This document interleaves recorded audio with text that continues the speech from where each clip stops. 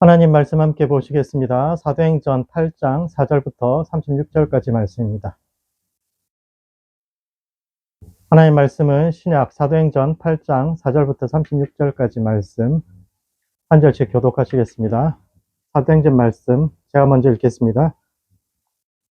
그 흩어진 사람들이 두루 다니며 복음의 말씀을 전할세. 빌립이 사마리아 성에 내려가 그리스도를 백성에게 전파하니 우리가 빌립의 말도 듣고 행하는 표적도 보고 한 마음으로 그가 하는 말을 따르더라.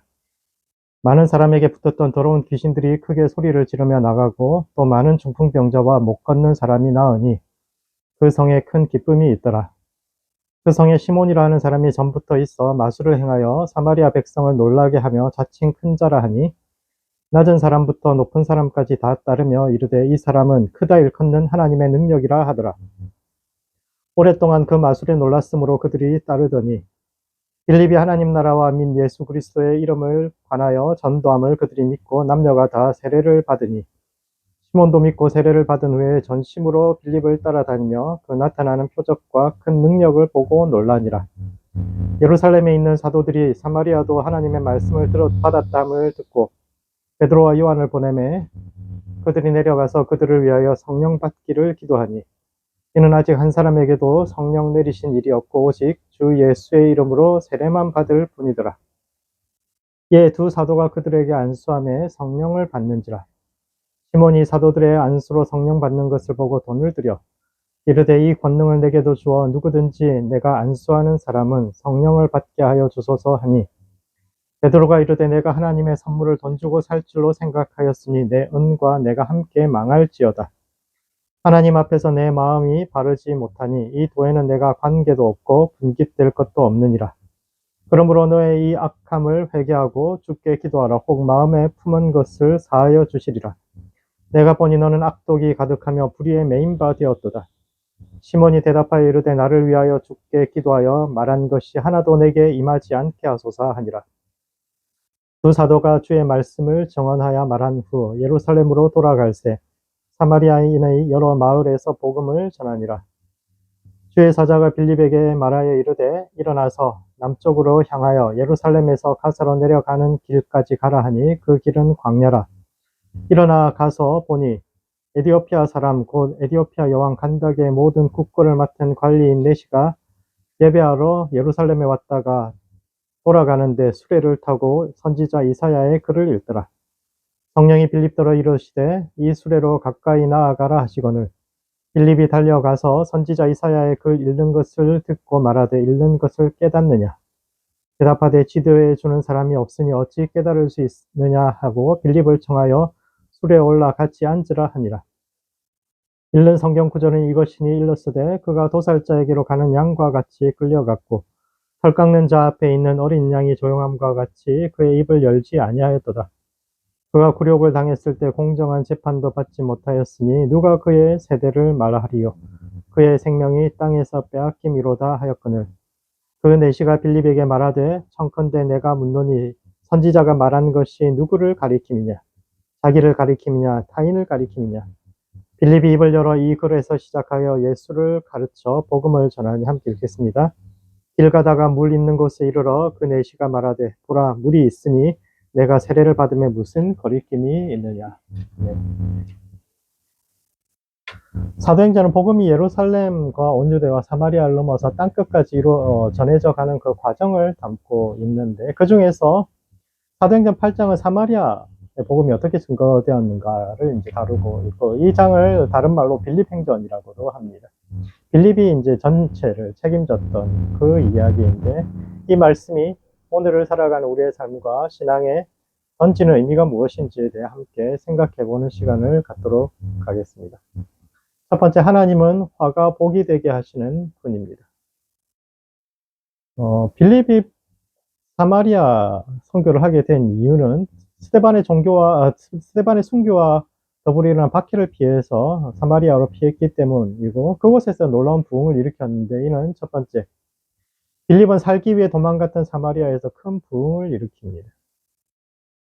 스데반은 율법을 부정하고 성전을 모독한다는 이유로 사형당했는데 사실은 이것은 표면적인 이유고 근본적인 이유는 히브리파 유대인과 헬라파 사이에 있는 갈등 때문입니다.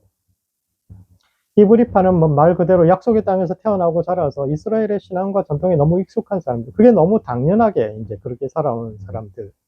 근데 이에 반해서 헬라파는 디아스포라, 즉, 온 세상에 흩어졌던 사람들의 후손입니다. 약속의 땅에 쫓겨나서 뭐 이방 땅에 가서 살다가 뭐 이런저런 이유로 돌아와서 뭐 조상들의 땅, 조상들의 신앙에게로 돌아왔는데, 히브리파 사람들 눈에는, 음, 그게 영 마뜩찮을 때가 있는 거죠. 헬라파라는 말에서 알 수 있듯이 이방 언어인 헬라어와 또 그 문화에 익숙한 사람들이 이방인과 피가 섞이고 또 사상이 섞인 그들을 온전한 하나님 백성으로 인정해야 할 것인가에 대한 의문이 있었는데, 그래서 처음에 이제 그 교회 안에서도 그 헬라파 과부들이 그렇게 배제되었던 것도 이제 그런 사람들이 근본적으로 그런 생각을 가지고 있었기 때문에 이제 교회는 이제 이방인들 오히려 헬라파 유대인들을 적극적으로 받아들였을 뿐만 아니라 그들 중에서 지도자 7집사를 세워가지고 그들에게 모든 것을 맡기니까 그게 이제 유대교에서는 굉장히 좀 이상하다 이렇게 생각을 하게 된 겁니다.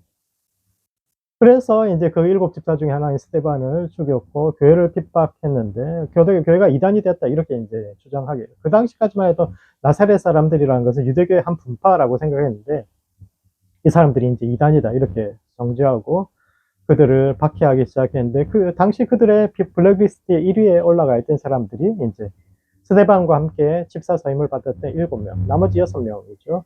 그 중에 그 헬라파 유대인들이요. 빌립도 그 중 한 사람이기 때문에 이 사람이 이제 가장 위험한 사람. 그래서 사도들 외에는 이제 전부 다 내보낸 거죠. 안전을 위해서 숨으라고 이야기를 했고. 그래서 급히 빌립이 몸을 피한 곳이 사마리아인데, 왜냐하면 사마리아는 유대인들이라면 웬만해서는 지나가지도 않은 이런 지역이니까 이제 숨어 있기에 딱 좋았기 때문에. 그래서 빌립이 이제 그곳에 간 김에 복음을 전했는데 많은 사람들이 그 복음을 받아들이고 빌립을 따르기 시작합니다. 왜냐하면 빌립도 자신들처럼 유대인들로부터 핍박받는 사람이었기 때문입니다. 이전에도 많은 사람들이 사마리아에 와서 자신들의 신앙을 전하려고 했지만 그들은 한결같이 선생과 높은 자로 그들 가운데 있었지만 빌립은 오히려 박해받고 천대받는 사람으로 자기들과 같은 자리에서 있었고 오히려 그들에게 도움을 주기보다 그들이 도움을 줘야 되는 그런 사람이었고 영적인 가르침을 받지만 물질적으로 자기들이 돕는 주고받는 서로 함께 걸어가는 사람이었고 그래서 사마리아 사람들이 마음을 여는 중요한 계기가 됩니다. 나아가서 사마리아 사람들이 복음을 받아들였다는 소식을 들은 사도들은 베드로와 요한을 보내서 성령 받기를 위해서 기도했고 이를 통해서 이제 사마리아에 온전히 복음이 증거되게 됩니다. 오래전에 에스겔이 2개의 막대기를 붙여서 하나로 만들면서 이와 같이 남북이 하나 될 거라고 이스라엘과 유다가 하나 되어서 한 하나님의 나라를 섬기게 될 것이라고 그렇게 예언했지만 수백 년 동안 이 말씀이 이루어지지 않았고 예수님 때 오면 이제 그 말씀은 이루어지지 않는 거라고 뭐 절대 이루어지지 않아. 어떻게 유대인과 사마리아 사람이 화해해야 되냐고 쭉 그렇게 했는데 빌립에 의해서 드디어 예언의 말씀이 성취가 됩니다. 두 번째 성령의 사람은 자유케 하는 사람입니다. 그때 사마리아에서 복음을 받아들인 사람 중에 시몬이라는 사람이 있었는데 그는 이전부터 마술을 행해서 백성들을 놀라게 하던 사람입니다. 근데 여기서 마술이라는 것은 무당일을 했다. 뭐 그런 뜻이죠. 점도 보고 치유도 하던 그런 사람입니다. 옛날에는 아픈 사람들이 많았고 또 가난한 사람들은 의사가 워낙 이제 비싸니까 의사 보기도 힘들어서 마술하는 사람들에 가서 이제 부적도 쓰고 그들이 주는 뭐 이름도 모르는 만병통치약이라고 주는 거 그런 거 먹고 살았는데 시몬도 그런 사람 중 하나였습니다. 그의 관심은 큰 사람이 되는 것, 즉 사람들의 인기를 끄는 것이었는데 왜냐하면 마술사에게 중요한 것이 평판이기 때문이지요. 농민들이 땅이 있어야 먹고 사는 것처럼 마술사들은 대중의 관심이 있어야 먹고 오늘날의 연예인들과 비슷합니다.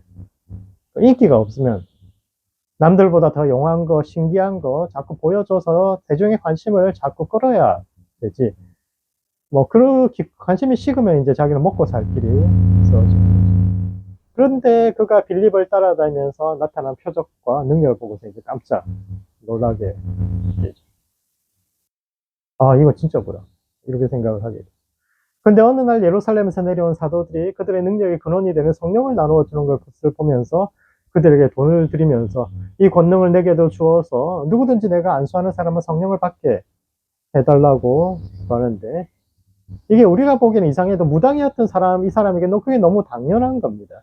왜냐하면 무당에게 당연한 생각 두 가지가 있는데, 한 가지는 신의 능력을 자신의 능력으로 사유화하는 것이고, 다른 한 가지는 그것을 물질적 가치로 바꾸는 것인데, 이런 사람들이 교회 안에 들어와서 그 생각이 바뀌지 않으면 이제 이단이 됩니다.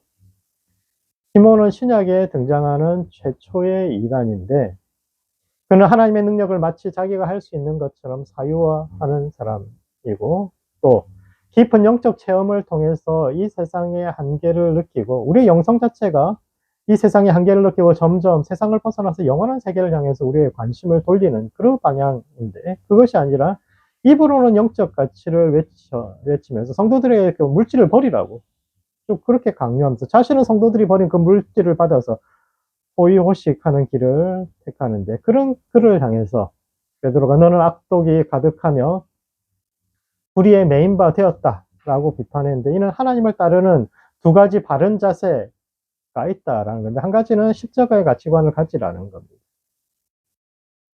시몬이 예수님을 믿고 세례를 받은 후에 전심으로 빌립을 따라다녔지만 결국 실패한 이유는 신앙의 겉모습은 받아들였지만 내면은 여전히 세상에 속해 있었기 때문입니다. 시몬은 원래 뭐 이단이 되기로 결정되어 있었다거나 또는 그가 진심으로 신앙을 따르 그런 거 아닙니다. 오늘 본문을 보면 그는 정말 빌립에게 감동을 받아가지고 진짜 따라다니면서 놀라고 전심으로 그를 따라다녔는데, 결국 그가 이단의 길을 갔다는 것은 예수님을 믿는다는 것이 근본적으로 가치관 자체가 세상의 것과는 완전히 다른 것, 즉 십자가를 지고 세상의 낮은 곳으로 흘러가는 것에 두어야 되는데, 여전히 자기가 큰 자 되기를 바라고 인기 끌고 높아지고 무당의 옛 사고적인 사고방식을 버리지 못했기 때문에 실패합니다. 나아가서 그의 또 다른 실패의 요인은 그가 사람들을 자유케 하는 자가 아니었기 때문입니다.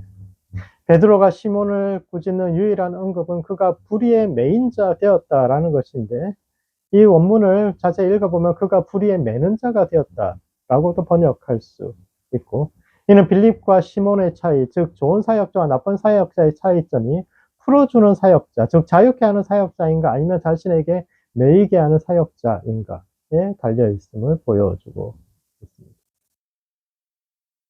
초대교회에서 성령을 나누어 주는 것은 매우 중요한 사역이었는데, 왜냐하면 성령을 받았다는 것은 이제 스스로 하나님 앞에 홀로 나아갈 수 있는 자격증 있는 것과 같은 겁니다. 유대교에서 오랫동안 율법 공부를 한 사람들에게 랍비라는 자격을 부여해서 이제 그 사람 스스로 율법을 공부하고 또 가르칠 수 있는 자격이 있는 것처럼, 교회는 성령이 임한 사람이 그렇다라고 생각을 했습니다. 그렇기 때문에 사역자의 역할은 사람들이 성령 앞에 설 수 있도록, 다른 사람들도 다 성령 앞에서 홀로 하나님 앞에 나아갈 수 있도록 그렇게 도와주는 것이죠. 그렇게 사람들이 자유롭게 성장하고 또 다른 사람들을 가르칠 수 있도록 풀어주는 것이 그들의 역할인데, 시몬은 성령 사역을 통해서 권위를 나누고 사람들을 세우는 것이 아니라 자신의 권위를 세우고 다른 사람들이 더 자기에게 의존하도록 매는 사람이 되기를, 그 생각이 변하지 않아요. 이게 이제 무당일 때 가지고 있던 생각인데, 이단들이 주로 이런 생각을 가지고 그래서 실패한 것입니다. 그러므로 십자가의 길을 걸으며 사람들을 자유케 해야 합니다. 시몬은 처음부터 이단이 되기로 예정되어 있던 사람이 아니라 삶에서 지속적으로 십자가를 따르지 않는다면 우리도 언제든지 영적 유산을 물질적인 것으로 바꾸어 버리는 이단이 될 수, 우리도 저런 길 갈 수 있음을 보여주는 사람인데, 주님의 십자가와 자유케 하는 길 위에 함께 서 있는 모든 성도들 되시기 바랍니다. 두 번째, 예수님의 이야기를 통해 우리 삶의 이야기를 다시 써야 합니다. 그때 주의 사자가 빌립에게 남쪽으로 향하여 예루살렘에서 가사로 내려가는 길까지 가라고 말씀하셨고, 그곳에서 이디오피아 여왕 간다게의 국고를 맡은 내시를 만나게 되었는데, 이는 첫 번째, 지금 하나님의 말씀에 순종해야 합니다. 하나님께서 그 가사로 내려가는 그 길에 가라고 말씀하셨는데, 빌립이 이 말씀에 순종하기 위해서는 두 가지를 감수해야 합니다. 첫 번째는 안전이 보장되지 않는다라는 겁니다. 당시 빌립이 사역하던 사마리아는 예루살렘에서 북쪽에 있고, 또 가사는 예루살렘 남쪽에 있습니다. 따라서 가사로 가기 위해서는 예루살렘을 지나가야 되는데, 우회로가 없어요. 예루살렘을, 옛날에는 지금처럼 뭐 순환 고속도로라든지 또 다른 길들이 많지 않았기 때문에 예루살렘을 지나가는 그 길을 가야 되는데, 빌립은 유대인들이 잡고 싶어하는 블랙리스트에 여전히 올라가 있기 때문에 뭐 그 길로 가다가 안전을 장담할 수 없는 겁니다. 또한 빌립이 이 말씀에 순종하기 위해서는 사역을 내려놓아야 했습니다. 당시는 사마리아 사역에서 열매가 보이기 시작하던 때입니다. 수백 년 동안 유대인과 사마리아 사람들이 그 사이에 가로막혀 있던 깊은 분열과 벽이 무너지고 많은 사람들이 주께로 돌아오고, 이 모든 일들이 빌립으로 인해 일어났는데 하나님께서 그를 떠나게 하셨습니다. 잠시 가사에 갔다 오라 이런 이야기가 아니라 여기 떠나라는 이야기고, 여기 이때 이제 사마리아를 떠나서 다시는 사마리아 오지 못하고 다른 지역에서 사역하게 되죠.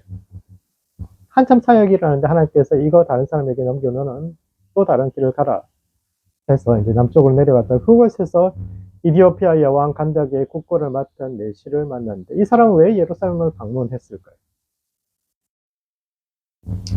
이디오피아는 솔로몬을 찾아봤던 스바 여왕의 후손들이 다스리던 나라인데, 전설에 따르면 그때 스바 여왕이 이제 솔로몬하고 잠을 자고 이제 솔로몬의 아이를 갖고 이제 돌아갔다고 해요. 그래서 그 애들이 이제 대대로 그 나라를 다스리고, 그래서 이디오피아 사람들 스스로를 지금도 유대인이라고 생각합니다. 솔로몬의 후예, 자기들이 솔로몬의 직전 후예라고 그렇게 주장하는데, 그 나라의 국고를 맡은 내시가 찾아온 이유는 모든 경전 중에서 이사야만이 유일하게 자신들을 인정하고 있기 때문입니다.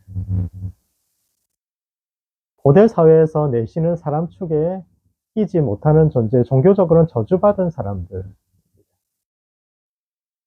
신명기 21장 22절부터 23절에 따르면 나무에 매달린 자마다 저주 아래 있다라는 말이 있는데, 왜 나무에 매달린 사람이 저주 아래 있습니까?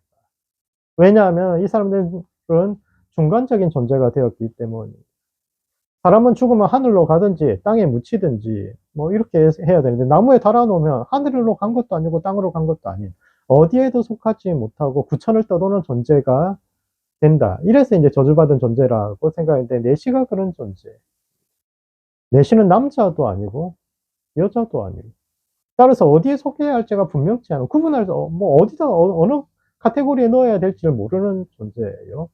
이런 존재들, 이런 정체성이 불분명하고 어디에 소속되어야 할지를 모르는 자들은 모두 다 저주받은 존재로서 신 앞에 설 수 없는 불경한 자들, 부정한 존재이며, 따라서 모든 종교에서 거절당합니다.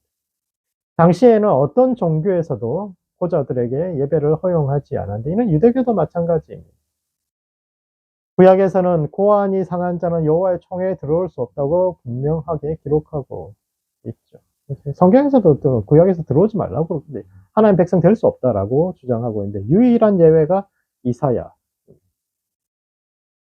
이사야 56장에는 그날에 나의 언약을 굳게 잡은 고자들에게 내가 아들이나 딸들보다 나은 이름을 주며 그들의 이름이 끊어지지 않게 하실 것이다 라는 약속이 주어져 있습니다. 다른 어떤 경전에도 고자를 위한 말씀이 없는데, 이사야가 그리는 하나님 나라에는 내시들과 고자를 위한 자리가 있었으며, 그래서 이 말씀의 희망을 가지고 예루살렘을 찾아온 겁니다. 유대교는 이사야의 말씀을 진리라고, 하나님의 예언자라고 진리라고 믿으니까 이 종교에는 자기의 자리가 있지 않을까 해서 찾아왔는데, 그곳에서도 그는 환영받지 못합니다. 왜냐하면 아직 메시아의 때가 오지 않았기 때문입니다. 예루살렘의 유대인들은 이 사람을 박대하진 않았겠죠. 굉장히 이디오피아 국고 재무장관인데 돈도 많은 사람이고 이런 사람이니까 박대하진 않았겠죠. 그렇다고 환영하지도 않았는데, 왜냐하면 고환이 상한 자는 성전에 들어갈 수 없다고, 하는 여호와의 총회에 들어갈 수 없고, 따라서 성전에 들어갈 수 없다는 규정이 여전히 살아있기 때문이요. 오경의 말씀과 예언서의 말씀이 부딪히면 오경이 더 옳다고 생각합니다. 모세가 더 권위가 있기 때문에 이사야의 말씀보다도 모세가 말한 것이 더 중요하기 때문에 아직 들어갈 수 없다, 이렇게 이야기. 그래서 아마 성전에도 못 들어가고 돌아갔을 겁니다. 그 사람들이 이사야의 예언을 부정하는 것은 아닙니다. 그들은 언젠가 이사야의 예언이 이루어질 것이라고 믿지만 그것은 아주 먼 미래에, 그것도 메시아가 오시면 그때 이루어질 일이라고 봅니다. 그들은 하나님은 당신 같은 사람도 받아들이는 분이지만 지금 우리는 당신을 받아들일 수 없다라고 이야기하죠. 이사야서에 나오는 말씀은 메시아가 오셔서 그분이 하실 일이지 지금 우리가 이곳에서 순종해서 성취해야 될 말씀이라고 생각하지 않습니다. 그래서 그들은 멀리서 온 그 사람을 박대했고, 그래서 이 사람이 발걸음을 돌려서 본국으로 돌아가면서 읽던 말씀이 이사야, 얼마나 마음이 비통하겠어요. 세상이 어디에서도 자기들을 받아주지 않는데 오직 하나의 경전, 이사야에서는 하나님께서 자기들을 위한 자리를 준비하고 있다고, 그래서 그 먼 길을 걸어서 예루살렘까지 왔는데 그 사람들이 이야기하기를 이것은 하나님의 말씀이 분명하지만 아직은 그때가 아니라고. 유대인들이 자기들도 지키지 못하는 말씀, 헛된 희망만 주고 실질적으로 아무도 지키지 않는 그 말씀, 그걸 읽으면서 아, 내 자리는 여전히 세상에 없구나. 나는 그냥 이렇게 살다 가는 거고. 나는 어디에도 속할 수 없구나. 세상을 원망하고 자신의 신세를 한탄하면서 돌아가고 있었습니다. 두 번째, 그런 글을 빌립이 따뜻하게 안아줍니다. 빌립이 그를 만났을 때 그가 마차 속에서 읽고 있던 구절이 이사야 말씀이죠. 그가 도살자에게로 가는 양과 같이 끌려갔고 털 깎는 자 앞에 있는 어린 양이 조용함과 같이 그의 입을 열지 아니하였도다. 그가 굴욕을 당했을 때 공정한 재판도 받지 못하였으니 누가 그의 세대를 말하리요. 그의 생명이 땅에서 빼앗김이로다. 근데 왜 이 말씀을 읽고 있었을까요? 이사야서를 처음부터 읽다 보니까 우연히 그 말씀, 그 본문을 읽고 있었고, 그래서 빌립이 그 말씀이 이런 뜻이다라고 해석해 준 걸까요? 그렇지 않습니다. 이 사람이 이사야서의 수많은 구절 중에서도 이 말씀을 계속 읽고 있었던 것은 이 말씀이 자기 이야기를 하고 있다라고 생각했기 때문입니다.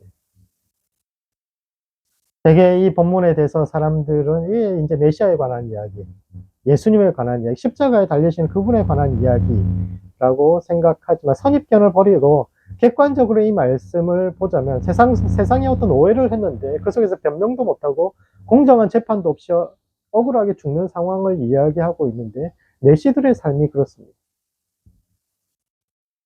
왕의 측근으로서 내시들은 권력에 가장 가까이 있으면서 많은 것을 누릴 수 있지만 또 언제든지 억울하게 비난받고 희생될 수 있는, 문제 생기면 그냥 희생당할 수 있는 그런 존재인데 그런 점에서 이 사람과 예수님의 공통점이 있습니다. 그래서 그런 이 말씀이 누구에 관한 이야기인지, 이사야 본인의 이야기인지 아니면 또 다른 이의 이야기인지는 질문하는데 그것은 내 이야기가 여기 적혀있나 이게 궁금해서 물어본 것이고, 그런 점에서 빌립은 이 말씀이 예수님의 이야기이자 당신의 이야기이며 또 우리의 이야기라고 이야기합니다. 성경에 나오는 모든 이야기는 과거의 이야기가 아니라 오늘 우리의 이야기고, 예수님도 당신처럼 백성들에게, 자기 백성에게 거절당하셨지만 죽음을 딛고 일어서셨으며 따라서 당신도 일어서야 한다라는 이야기를 하는 겁니다. 예수님의 이야기와 우리의 이야기에서 잊지 말아야 할 한 가지는 이 이야기의 끝이 죽음이 아니라 부활이라는 것입니다. 우리가 성경을 읽는 이유는 우리 자신의 이야기를 완성하기 위함입니다. 우리는 각자의 인생 이야기를 가지고 있는데 세상이 써놓은 시나리오를 따라가는 것이 아니라 예수님의 시나리오를 따라서 그분께서 죽음을 이기고 부활하신 것처럼 우리의 삶도 슬픔과 고통 속에서 끝나는 것이 아니라 반드시 죽음 너머의 부활에 이르는 것을 믿으면서 걸어가야 합니다. 나아가 빌립은 유대인들과는 다르게 즉시 그에게 세례를 줌으로써 그의 이야기를 바꾸어 그 내시가 가지고 사람들은 각자의 이야기를 가지고 있어요. 그리고 앞으로 미래 이야기도 써놓습니다. 미래 이야기를 어떻게 했습니까? 자신이 보았던 부모의 삶에서나 또는 주변에 자신이 존경하는 사람들의 삶의 이야기에서 자기 미래도 저렇게 되겠구나 그렇게 이야기를 그리고 있죠. 이 내시가 가지고 있는 이야기에서 모든 내시들은 억울하게 죽고 비통하게 죽고 갈 곳이 없는 존재들 그런 시나리오를 그 사람의 이야기를 가지고 있었지만 빌립은 그에게 당신도 이제 하나님의 백성이요 영원한 나라에 속한 사람이며 새로운 시나리오를 쓸 수 있음을 이야기합니다. 이사야의 말씀이 진리인 것을 알지만 그것은 언젠가 먼 미래에 메시아가 오시면 그분이 이룰 것이라고 말하면서 현재 불순종을 정당화하는 유대인들과 달리 빌립은 즉각 그를 받아들임으로써 한 사람의 삶 속에서 새로운 이야기를 써주고 하나님 나라를 세웠으며 이후 이 내시가 어떤 삶을 살았는지 기록이 남아있지는 않지만 이디오피아는 세계에서 가장 먼저 기독교를 국교로 받아들인 나라예요. 지금도 인구 절반이 기독교 신자인 나라가 되었는데 그러므로 우리 삶의 이야기를 바꾸어야 합니다. 여러분의 삶의 책에는 어떤 이야기가 쓰여져 있고 또 앞으로 어떤 이야기가 쓰여질 예정입니까? 부모님과 주변 사람들의 삶을 보면서 미리 적어놓은 나의 인생 이야기와 책의 시나리오를 성경의 이야기로 바꾸어서 삶을 희망으로 채워가야 합니다. 세상은 진리를 알지만 그 진리에 순종하지 않음으로써 그들에게 주어진 절망의 삶을 계속적으로 살아가고 있지만 우리는 하나님의 말씀에 순종함으로써 삶의 이야기를 바꾸고 또한 타인의 삶과 세상을 바꾸어주는 삶을 사는 모든 성도들 되시기 바랍니다. 말씀을 정리하겠습니다. 사도행전 8장은 빌립행전이라고도 불리는데 첫 번째, 화가 변하여 복이 되는 날을 기다려야 합니다. 스데반의 박해로 인해 도망치는 빌립은 사마리아에서 큰 부흥을 일으켰는데 이와 같이 우리 삶의 화가 복이 되는 날을 기다리며 사람들을 자유케 하는 성도들 되시기 바랍니다. 두 번째, 삶의 이야기를 다시 써야 합니다. 어디에도 속할 곳 없었던 이디오피아 내시는 이사야의 말씀에 희망을 걸고 예루살렘을 찾아왔지만 그곳에서 거절당하고 돌아가던 중 빌립을 통해 자신처럼 거절당하신 예수님의 이야기를 들었으며 그 이야기의 결과가 실패와 좌절이 아니라 죽음을 딛고 일어나는 부활이라는 소망을 들었는데 이와 같이 우리의 인생 이야기 역시 소망으로 끝날 것을 믿으며 오늘의 고난을 견디는 모든 성도들 되시기 바랍니다. 기도하시겠습니다. 하나님, 우리의 고난과 화를 변하여 복이 되게 하실 그 주님을 신뢰하고 믿으며 나아갑니다. 우리 각자의 삶의 이야기를 변화시켜 주시옵소서. 우리는 어떤 이야기를 믿으며 살아가고 있습니까? 우리 부모들의 인생처럼 또는 주변에서 보아온 다른 사람들의 이야기를 통해 우리 자신의 미래를 쓰는 것이 아니라 예수님 안에서 우리의 길을 발견하여 슬픔 속에서도 사마리아를 변화시켰던 빌립처럼 우리의 삶의 모든 지경이 복음으로 인하여 변화되게 하시며 고난 속에서도 소망을 잃지 않고 늘 앞으로 걸어가는 모든 성도들 되게 하여 주시옵소서. 예수님의 이름으로 기도합니다. 축도하겠습니다. 여호와께서 내게 복을 주시고 너를 지키시기를 원하며 여호와는 그의 얼굴을 내게 비추사 은혜 베푸시기를 원하며 여호와는 그 얼굴을 내게로 향하여 드사 평강 주시기를 원하노라. 지금은 우리를 죄에서 구원하신 예수 그리스도의 크신 은혜와 아들을 보내기까지 우리를 사랑하신 아버지 하나님의 극진하신 사랑과 성령의 교통 충만 역사하시고 오늘도 복음 앞에서 자신의 삶의 이야기를 새롭게 쓰는 모든 성도들 위해 이제로부터 영원토록 함께 있을지어다.